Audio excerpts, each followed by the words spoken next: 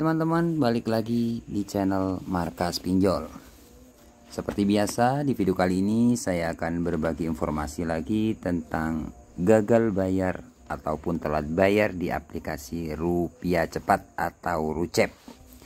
Nah, buat teman-teman yang saat ini telat bayar di aplikasi Rucep, simak video ini sampai selesai. Jangan di skip ya, agar kalian tidak gagal paham, teman-teman ya. Oke, seperti biasa teman-teman, di sini saya tidak mengajarkan teman-teman untuk tidak bayar atau mengajak kalian untuk gagal bayar, tidak. Di sini saya cuma berbagi pengalaman ya tentang gagal bayar di aplikasi Rucep. Karena di sini saya mempunyai aplikasi Rucep yang belum dibayar sampai hari ini, sampai detik ini. Oke, seperti apa resikonya? Langsung saja kita bahas. Oke, nah di sini teman-teman, untuk aplikasi Rucep sudah saya buka ya teman-teman. Oke. Nah, ini teman-teman, bayar sekarang.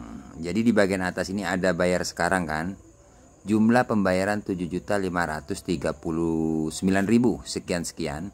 Terlambat 93 hari.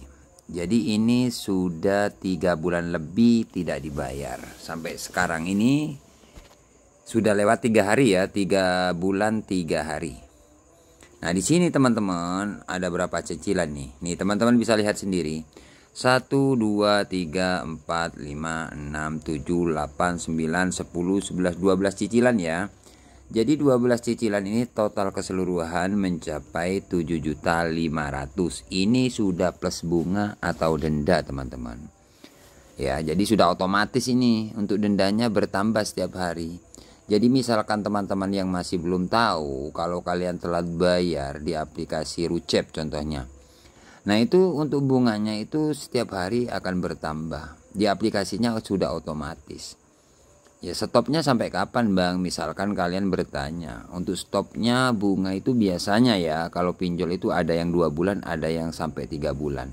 Jadi misalkan teman-teman masih telat 1 minggu, 2 minggu, 1 bulan, itu masih tetap berjalan untuk bunganya. Kalau sudah lewat 3 bulan atau 2 bulan itu baru stop. Seperti itu ya. Oke, resiko yang pertama gimana Bang kalau kita telat bayar? Resiko yang pertama teman-teman ya sudah pasti teman-teman akan diteror. Jadi pinjaman online itu kebanyakan kalau telat bayar itu yang pasti itu diteror. Itu yang pasti ya. Kalau masalah sebar data enggak sih, enggak juga. Cuman teman-teman kalau telat bayar itu biasanya yang ditakuti kan sebar data.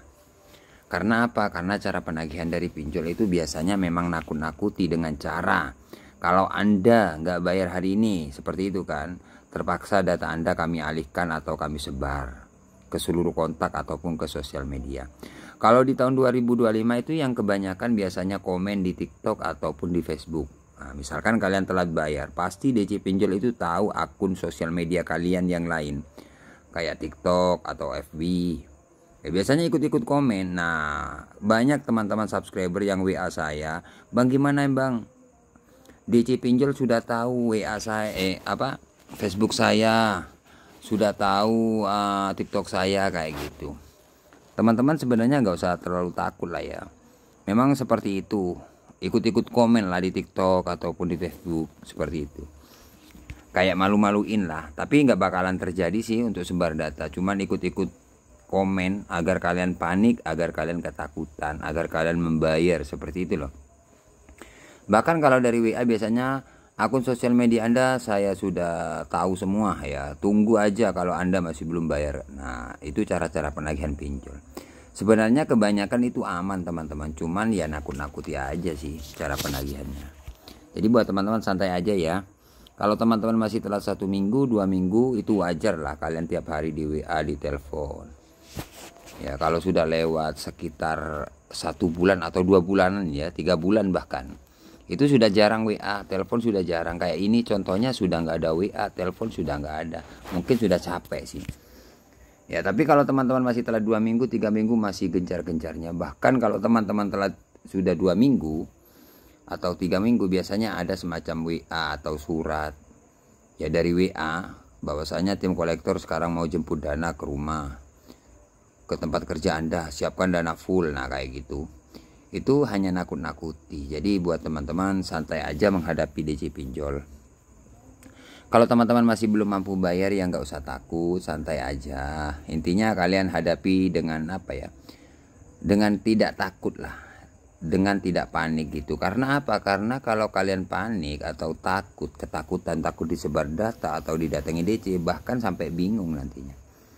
Coba teman-teman belajar dari video-video saya, sering nonton video-video saya ya, karena saya sering neror DC yang sering bikin teror. Karena DC pinjol itu taunya neror, nakut-nakuti, gertak-gertak kayak gitu. Bahkan kalau saya pribadi, saya diteror, saya teror balik gitu. Makanya di video-video saya banyak apa ya, rekaman DC pinjol itu yang saya teleponin, bahkan saya kerjain, bahkan saya marah-marahin. Sebenarnya nggak ada masalah sih teman-teman, cuma nakut-nakuti. Makanya tergantung kalian. Kalau kalian takut, semakin ditakut-takuti. Nah, jadi buat teman-teman yang tidak mampu bayar, yang nggak ada dana, nggak usah takut, hadapi. Coba berani, itu aja sih. Kalau kalian berani, DC pinjol itu nggak bakalan neror kalian. Jadi seperti itu teman-teman ya. Oke teman-teman ya, intinya untuk aplikasi Rupiah Cepat, keterlambatan sudah lewat 3 bulan lebih ini, sejauh ini aman-aman saja. Yang pertama, aman tidak ada sebar data. Yang kedua, aman tidak sampai DC datang ke rumah. Ya cuman teror itu aja sih. Oke teman-teman, terima kasih, semoga video ini bermanfaat. Jangan lupa like, komen, dan subscribe. Tunggu updatean terbaru dari channel Markas Pinjol. Bye bye.